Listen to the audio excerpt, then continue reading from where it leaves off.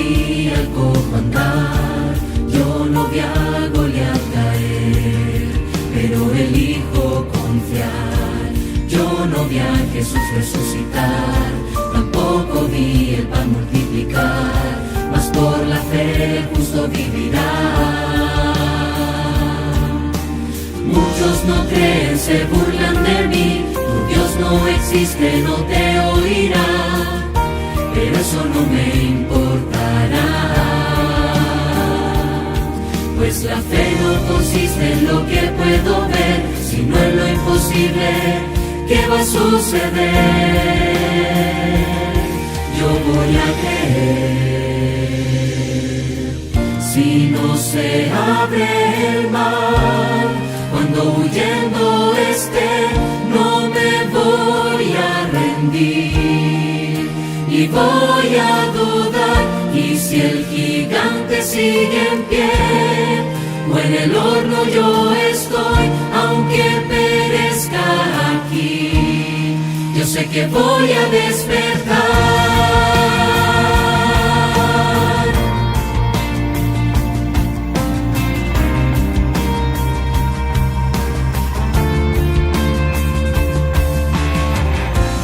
Yo no vi abierto el mar, yo no vi al cojo andar, yo no vi a Goliat caer, pero elijo confiar.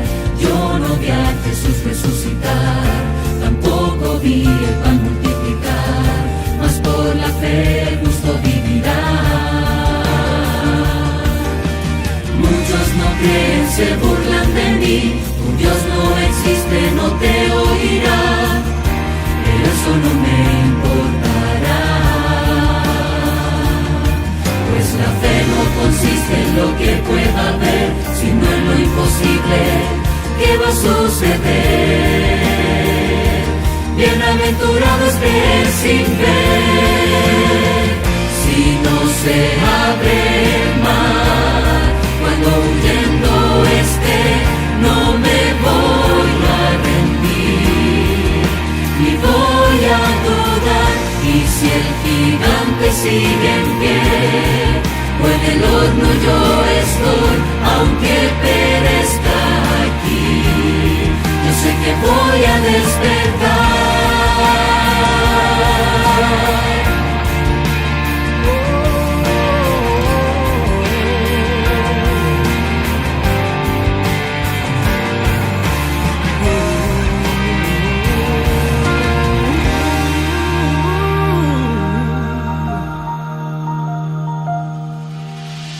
Si no se va mi enfermedad, o sin trabajo yo estoy, si mi hijo ya no está, aunque esté en un barco a naufragar,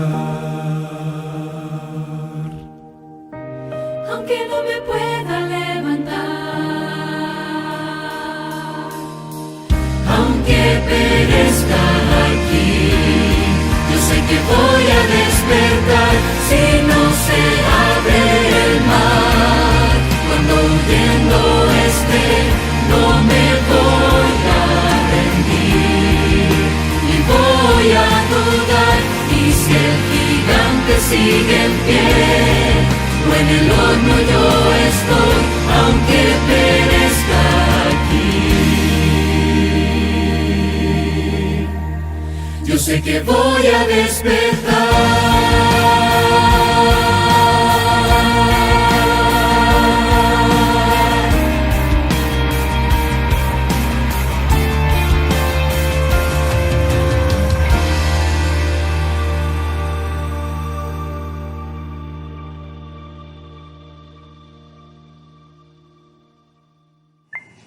Bueno, ahora vamos a retomar con el culto que ayer no pudimos realizar porque, bueno, la tecnología no nos ayudó, ya que tuvimos problemas con la conexión de internet.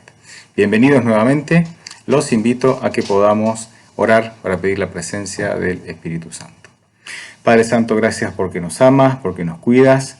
Gracias, Señor, por darnos esta nueva oportunidad para poder reunirnos como familia espiritual y te pedimos que el Espíritu Santo esté con nosotros y nos acompañe en esta transmisión. También oramos por los enfermos, por los desanimados, por aquellos que tienen o están enfrentando desafíos y por aquellos, Señor, que luchamos, imagino todos nosotros, por entregar nuestra vida a ti todo el tiempo, todos los días. Bendícenos, Señor, quédate con nosotros, te necesitamos. Te lo pido en el nombre de Jesús. Amén. Muy bien, vamos entonces a retomar con el capítulo 6, 7 y 8, capítulos cortitos del libro que estamos leyendo. Y el título del capítulo 6 es Enfrentando mi nueva realidad. Estuve hospitalizado cerca de 30 días en el 5º piso del hospital Manuel Núñez Tovar. Empecé a comer con mucho temor porque los médicos me habían advertido que, como había perdido la capacidad de toser, si me atoraba, si me atragantaba con la comida, iba a tener muchos problemas. Perdón. Debido a que la comida del hospital consistía básicamente en un trozo de pollo horneado a mediodía y otro por las tardes, mis amigos se comprometieron a traerme los alimentos. María Bautista preparó una dieta muy especial para restablecerme y a pesar de sus muchas actividades tomaba tiempo para traérmela y ella misma dármela en la boca. Recuerden que él solamente podía mover la cabeza. Con ella y otros amigos compartí mi infortunio y muchas veces lloramos juntos. Cuando vienen a mi mente esos acontecimientos, me embarga un sentimiento de gratitud que no me es posible describir. Apenas comenzaba a conocer mi cuerpo en mi nueva situación. Me pasaban cosas extrañas que no entendía. Cuando dormitaba, sentí de repente que me jalaban, me tiraban en el brazo derecho y cuando abría los ojos no había nadie. Con el tiempo, aprendí de que se trataba de espasmos, los cuales eran cada vez más frecuentes y fuertes. Debido a que pasé mucho tiempo sin comer, perdí cerca de 20 kilos y mi gusto por los alimentos cambió de tal manera que los sabores me parecían muy fuertes. Me di cuenta de que era incapaz de realizar cualquier tarea, por sencilla que fuese. Tenían que asearme, cambiarme la ropa de cama, darme el alimento en la boca, y si algún insecto se acercaba y me picaba, tenía que esperar a que alguien me auxiliase o debía dar muchas explicaciones cuando solicitaba ayuda para actividades tan sencillas como rascarse, que, por lo general, la hacemos de forma inconsciente y automática. Como solo podía mover mi cuello, repetía muchas veces que me había convertido en un busto como esos de los próceres patrios que adornan las plazas, donde solo se ve los hombros y la cabeza. De una vida independiente había pasado a una vida de total dependencia. Empecé a sentir sensaciones que me eran desconocidas, y todo esto me mantenía ocupado casi de manera permanente. Desarrollé un gran deseo de estar acompañado y continuamente miraba la puerta de la habitación esperando siempre ver entrar a alguien. Sin embargo, llovieron las visitas y siempre estuve muy bien acompañado. El licenciado Enoch Piedra, un misionero mexicano, estuvo muy pendiente de mi situación. Siendo cantante profesional, me brindó un concierto, me alentó y me ayudó en muchos aspectos. Quienes me visitaban y estaban pendientes de mí no eran mis familiares, sino mis amigos y los miembros de la iglesia. Había pasado la novedad del caso y mis hermanos me visitaron muy de vez en cuando. Mi esposa siempre estaba ocupada y por eso continuamente la excusaba por no venir a visitarme. A mi suegra no la volví a ver sino años después, ni a mis cuñados. A algunos de ellos no los he vuelto a ver hasta el día de hoy. Mi esposa caminó una senda que pienso no debió andar porque me culpaba por todo lo que había pasado. Empezó a sentir que yo era el responsable de su desgracia. Esta circunstancia se interponía entre ella y sus deseos de escalar posiciones en su carrera y en la vida. Se mantuvo permanentemente buscando a alguien para que se responsabilizara de mí. Utilizó muchas frases que me hirieron y que considero prudente no escribirlas en estas páginas. Solo mi hija Verónica se mantuvo a mi lado. Estaba terminando el bachillerato, es decir, el secundario, y estuvo a punto de dejar sus estudios, pero sus profesores y compañeros la alentaron y la ayudaron para que se pudiera graduar. El instituto canceló la deuda de su colegiatura y con lágrimas y angustia recibió en esos días su título de bachiller en ciencias. Debido a las circunstancias especiales, la institución universitaria donde yo había estudiado años antes le otorgó un cupo como estudiante trabajadora, el cual no pudo aprovechar porque era imperativo que me acompañase al nuevo lugar a donde me tocaría ir. Lamento cuando mi esposa, en uno de esos momentos de rabia, le dijo a mi hija: «Te vas por tu cuenta, allá en Caracas verás cómo te las arreglas».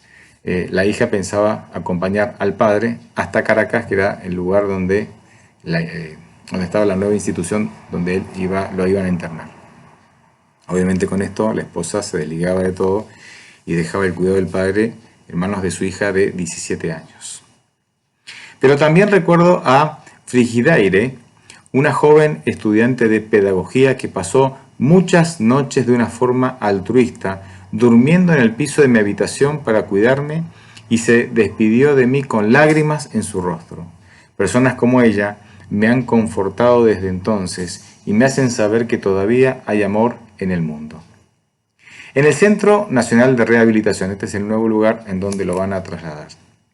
Un vecino nuestro tiene un amigo médico que trabaja en el Centro Nacional de Rehabilitación, ubicado en Caracas, la provincia de la República. Sabiendo de mi situación, mi esposa habló con él y encontró un cupo de cortesía para mí en ese centro, ya que el mismo es utilizado de manera exclusiva por los que tienen seguro social u obra social, y yo carecía de ese servicio, ya que en Venezuela son muy pocas las personas que tienen seguro social. Una de mis clientes, que trabajaba en una empresa petrolera, consiguió con sus compañeros de trabajo un succionador de fluidos del cual dependía mi vida, y 3 boletos de avión, 3 pasajes de avión para la capital, es decir, para Caracas. Muy temprano salimos y llegamos sin otra novedad que la incomodidad de cargar un cuerpo inerte de la ambulancia al avión y del avión a la otra ambulancia. Mi esposa fue muy diligente para hacer todos los preparativos necesarios para el viaje y para mi ingreso al centro.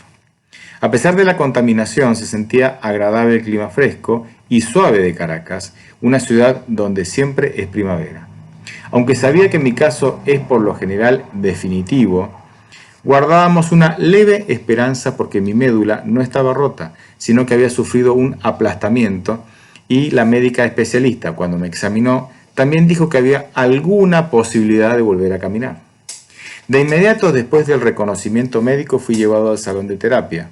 No pude contener el llanto al ver a aquel grupo de personas en sillas de ruedas, rodando sobre una colchoneta gigante y tratando de caminar, enganchados o atados de unas cuerdas. Sentí que luchaban contra lo imposible. Mientras trataba de contenerme, una dama, que obviamente era una de las terapeutas, pidió que me acercaran a ella. Fue muy amable conmigo y de inmediato supe que era una persona muy especial. «Me llamo Cecilia», me dijo, «pero todos me dicen Paloma». En la tarde ya estaba instalado en mi habitación en el 5º piso. Mi hija me acompañaba y esa también sería su habitación, sin cama, sin ropero, sin alimentos y sin baño para ella. Tendría que acomodarse como pudiese. No teníamos recursos, pues ya se habían consumido todos, y la esposa obviamente no le mandaba recursos, no le mandaba dinero. Haciendo honor a la verdad, creo que en este percance he consumido más recursos, más dinero, de los que pude ganar en toda mi vida. Esto me ha enseñado que la vida no tiene precio y que por eso el mismo Señor Jesús puso su vida por la mía. Porque, como dice Juan 3:16, de tal manera amó Dios al mundo, que ha enviado a su Hijo unigénito para que todo aquel que en él cree no se pierda, mas tenga vida eterna. El capítulo 7 se titula Luchando sin avanzar. Estaba más preocupado por mi hija Verónica que por mí. Desde la primera noche durmió sobre una cama playera muy incómoda. Yo no dormía y la llamaba con mucha frecuencia. Además, las enfermeras entraban cada 3 horas a la habitación para cumplir con el tratamiento. A los pocos días, aun cuando ella no se quejaba y estaba presta para todo, Se le notaba el agotamiento. Empezó a arrastrar los pies y a cualquier hora quería dormir. Para descansar un poco y para su aseo personal, nuestros amigos de Maturín le encontraron un lugar donde ir. Me sentí muy apenado porque mi hija, una hermosa señorita de 17 años, tuvo que atenderme viendo mi desnudez. Los primeros días compraba su comida en los restaurantes cercanos al hospital. Luego, cuando se agotaron los recursos económicos, compartíamos la comida que me ofrecía el centro, la cual estaba bien para mí solo, pero para los dos se hizo muy escasa. Ella era quien me trasladaba al gimnasio y a donde fuese necesario. Se convirtió en mis manos y mis pies. Su trabajo para conmigo fue superior al de los enfermeros. En ese tiempo pude conocer mejor a mi hija. Aumentó mi aprecio por ella y pude observar cómo las circunstancias difíciles le dieron un temple maduro que antes no tenía.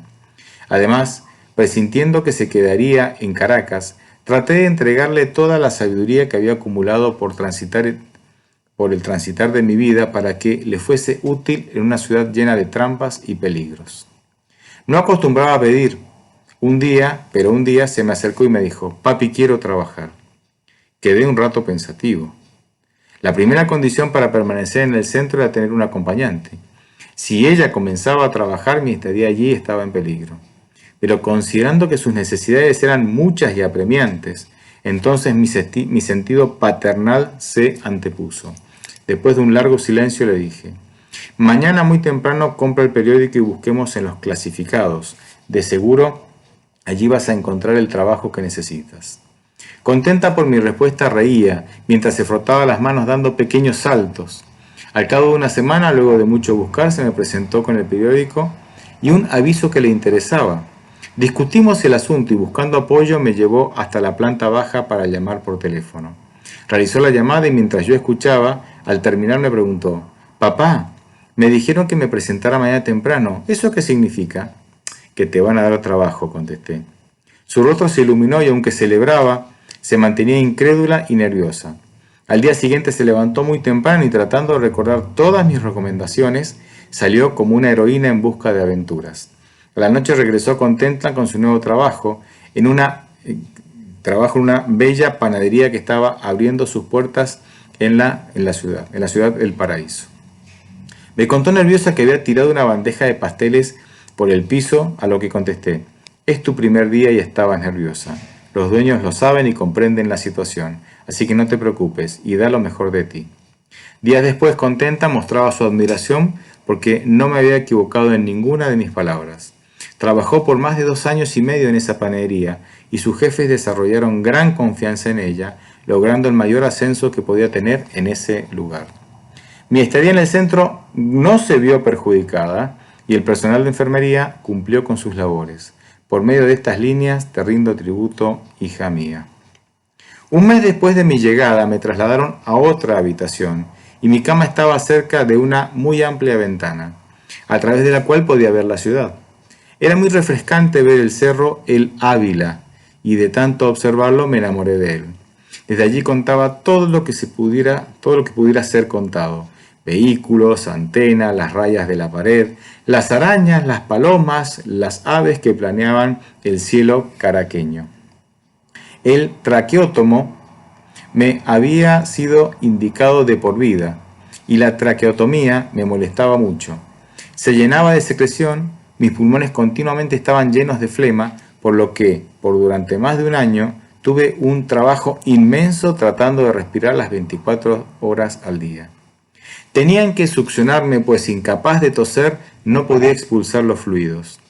Pocas enfermeras sabían realizar esta labor y me causaba estupor cuando las 3 enfermeras del turno de la tarde, para una tarea que solo requería de una persona y un par de guantes, se aparecían totalmente vestidas de pies a cabeza con ropaje desechable de quirófano.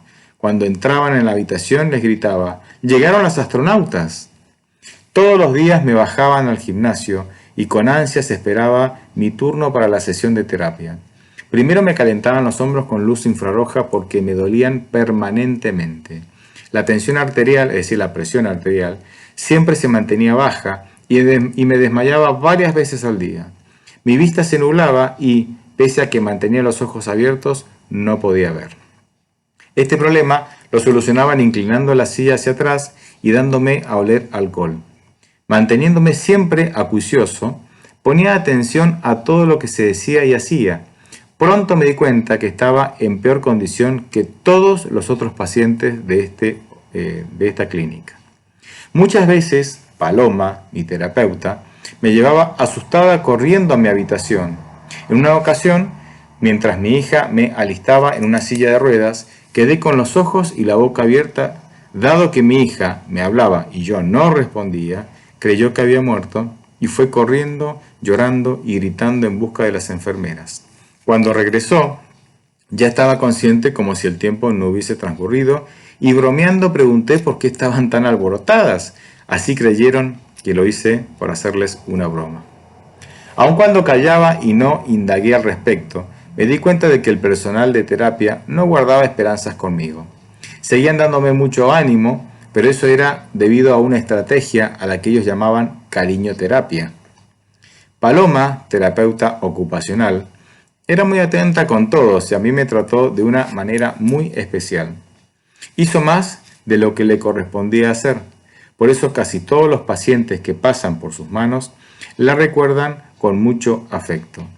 Más allá de su mera responsabilidad de trabajo, ella es ejemplo de verdadera sensibilidad y preocupación por la gente a quien sirve.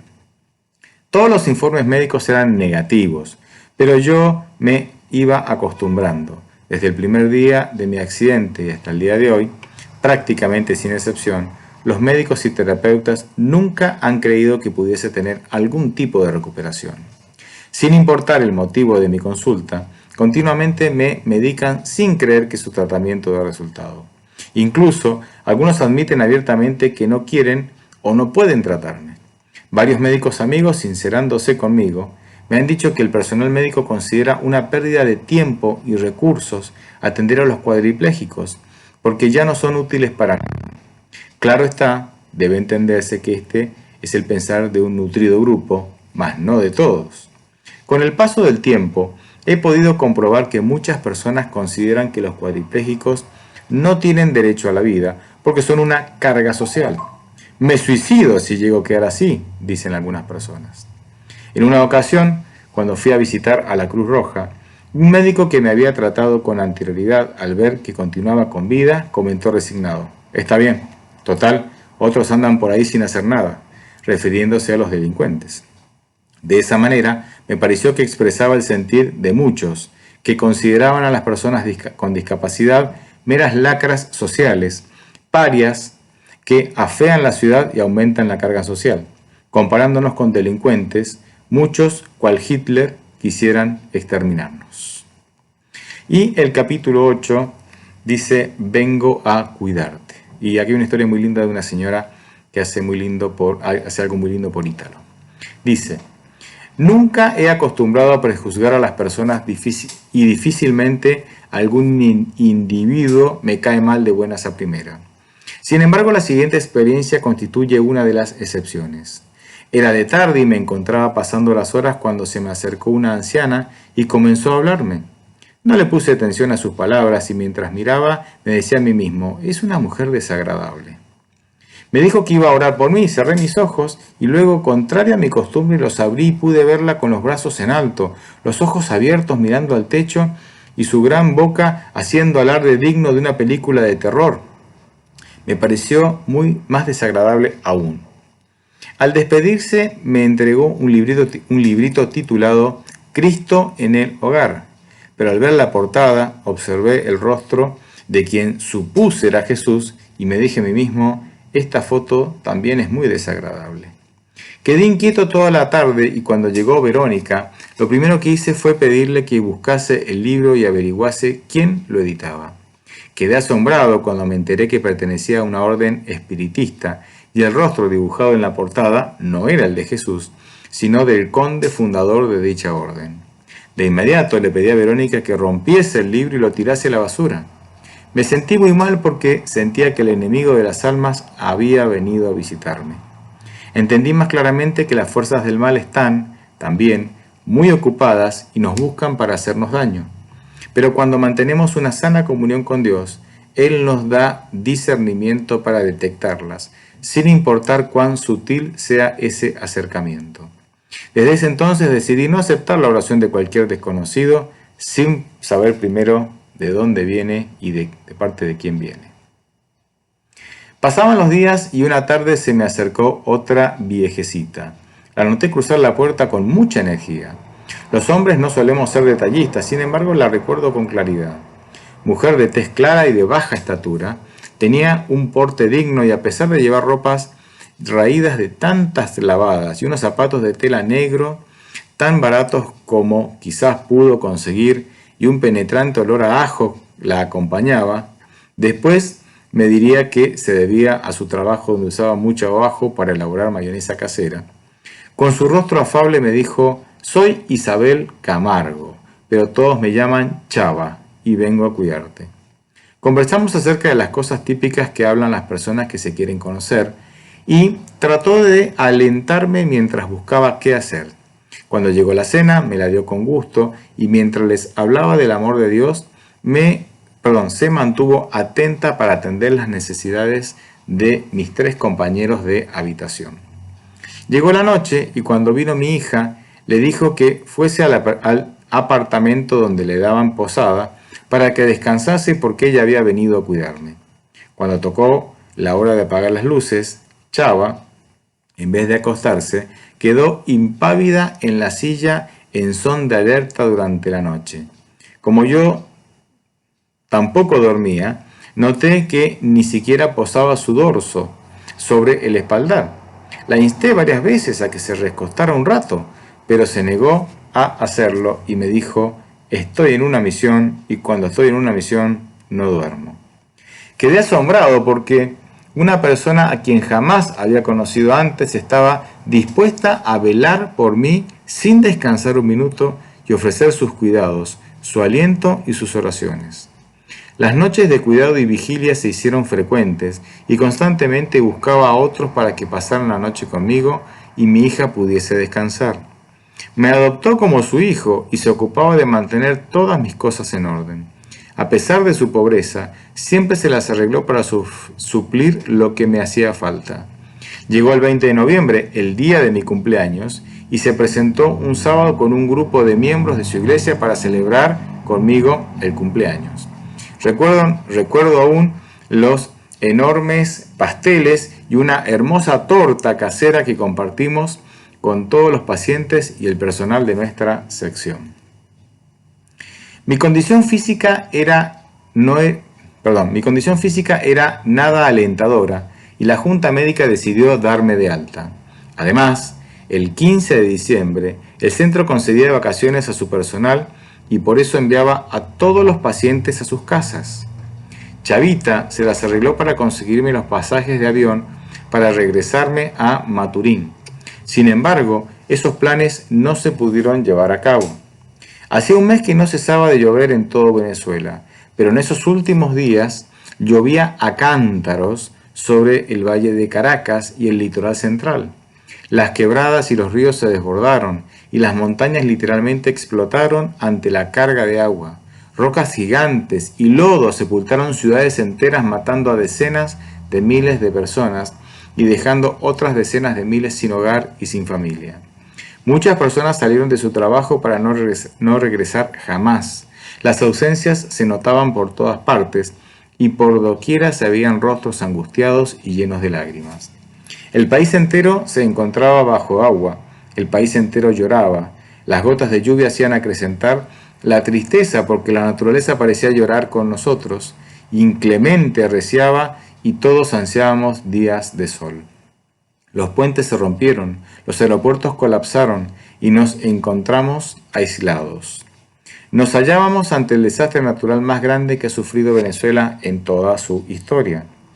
Todos los pacientes del centro de rehabilitación fueron enviados a sus casas y quedé solo en un edificio enorme y la institución, fiel a su ética, se mantuvo abierta para atender a mí como único paciente.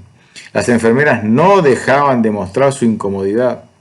En vísperas de Navidad me encontraba en el 3er piso, donde comía después de que las palomas picotearan mi alimento, Impotente, trataba de espantarlas, pero su gorgoteo era más fuerte que mi voz. Claro, las enfermeras le traían la comida, pero como nadie le daba, las palomas entraban por la ventana y se le comían del plato de comida.